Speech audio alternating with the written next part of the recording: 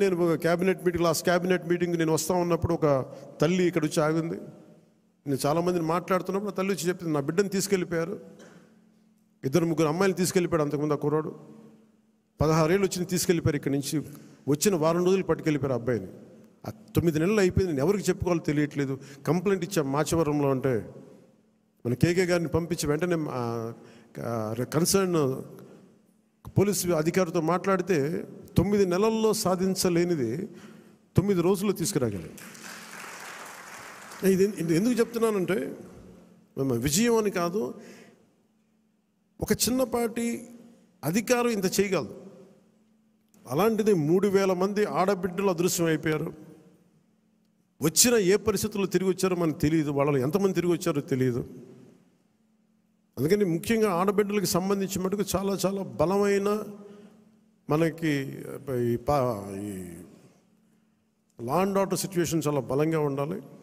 అందుకని మనందరం కూడా పర్సనల్గా అపార్ట్ ఫ్రమ్ పార్టీ మనందరం కూడా దీనికి భవిష్యత్తులో ఇలాంటివి జరగకుండా, నంద్యాల ఇన్సిడెంట్ లాంటివి జరగకుండా ఉండాలంటే ఏం చేయాలి?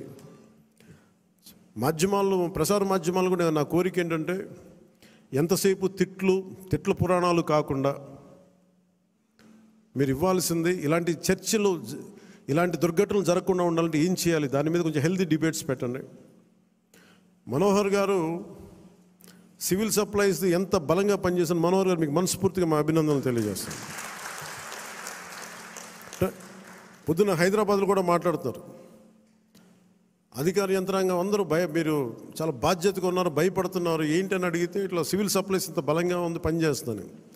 మనోహర్ గారికి నా అభినందనలు తెలియజేస్తాను. మీరు రావటంలో రేట్లు తగ్గినాయి, మొత్తం నిత్యావసర వస్తువులు తగ్గించారు, అది మీకు హ్యాట్స్ ఆఫ్ మీకు. అలాగే